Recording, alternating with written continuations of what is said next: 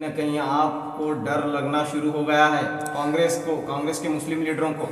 दो और हम दो जो हैं अमित शाह और अदानी और अंबानी की जो सरकारें हैं, जब उनसे नहीं डरे तो हम असदुद्दीन अवैसी और अकबरुद्दीन अवैसी और उनकी पार्टी से कैसे डरेंगे।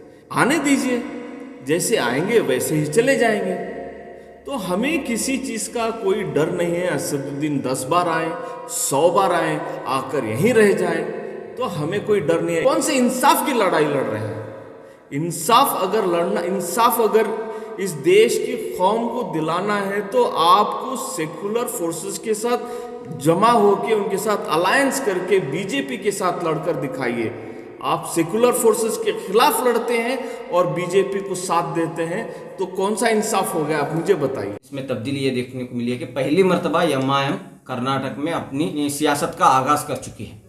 कैसे देखते हैं हालात को? देखिए, आने वाले वक्त में कांग्रेस पार्टी जिस दिशा में काम करने लगी है, पहली बात तो ये है कि देश के हालात को सुधारने के लिए जो सियासत करनी है उसके रास्ते में हम चलने लगे हैं। आज एमआईएम को हराना है या कोई दूसरी पार्टी को हराना है वो बात अलग है, लेकिन आज कांग्रेस पार्टी के सामने एक सबसे बड़ी चुनौती ये है कि बीजेपी को गद्दी से हटाना है। जहां पे कोई भी पार्टी बीजेपी जैसी पार्टी को सपोर्ट करती है या उनको मदद करती है, उस पार्टी को भी हराना एक ज़रूरी एक विकल्प हो जाता है कि कैसे इनको हराया जाए। मैंने आपके सवाल को समझ लिया है कि एमआईएम ने यहाँ पे खाता खोल रखा है, लेकिन आने वाले वक्त में जब असेंबली के इंतखाब होंगे तो आप देखेंगे कि कांग्रेस पार्टी उभर कर बीजेपी को भी शिकस्त देगी और यहाँ पे एमआईएम को जमने का एक मौका भी नहीं देगी। धारवाड़ के बाद एमआईएम बेंगलोर आ रही है, तो कहीं ना कहीं आपको डर लगना शुरू हो गया है कांग्रेस के मुस्लिम लीडरों को। जब हम नरेंद्र मोदी और अमित शाह से ही नहीं डरे, असदुद्दीन कौन है? जब हम देश को बरगलाते हुए और लोगों को तकलीफ देने वाले जो दो और हम दो जो हैं अमित शाह और अदानी और अंबानी की जो सरकारें हैं, जब उनसे नहीं डरे तो हम असदुद्दीन अवैसी और अकबरुद्दीन अवैसी और उनकी पार्टी से कैसे डरेंगे।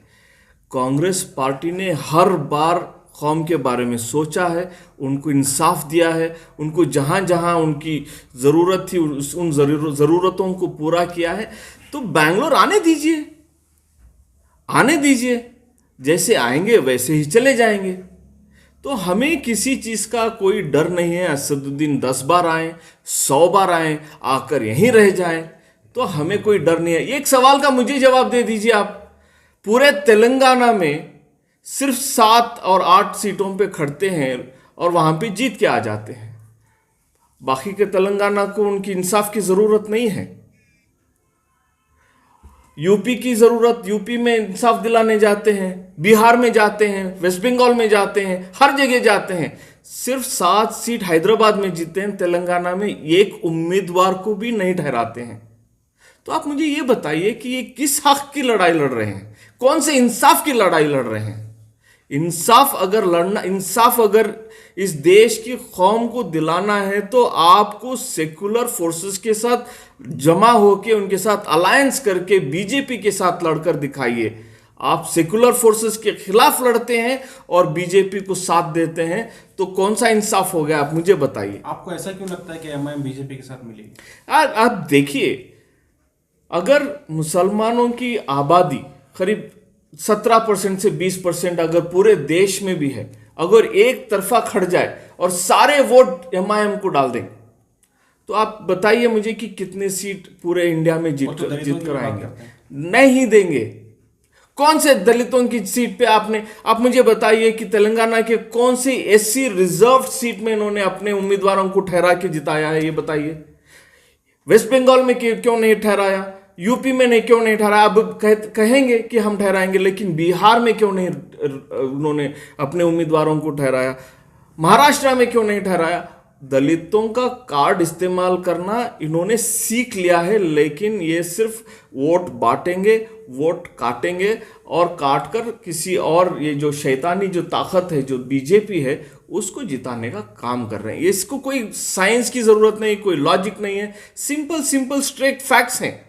जहां पे मुसलमान है अपने उम्मीदवार को ठहराओ और वहां पे वोट बांटो और बीजेपी को जिता दीजिए। तो ये कौन सा कौम का काम कर रहे हैं मुझे बताइए।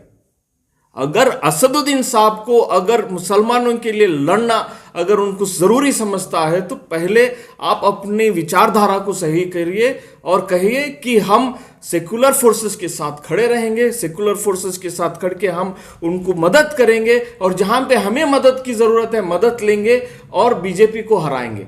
लेकिन ये कहते हैं जहां पे अपोजिशन एक ताकत बनने लगती है वहां पे ये जाते हैं कि मैं अकेले लड़ूंगा, मुसलमानों के हक के लिए लड़ूंगा। वो कौन सा हक मुझे बताइए, बता दीजिए कौन सा हक है, कैसा होगा। तो आपको अगर इस देश की सेवा करना है तो सिर्फ एक ही काम करना है, आइए सेकुलर फोर्सेस के साथ जमा हो जाइए। बाद में कहें कि आप इस देश की हित में हैं, इस देश संविधान के हित में आप बात करते हैं। जब तक आप सेकुलर फोर्सेस के साथ नहीं जमा होंगे तब तक आपकी सियासत सेकुलर नहीं हो सकती, सिर्फ कम्युनल हो सकती है।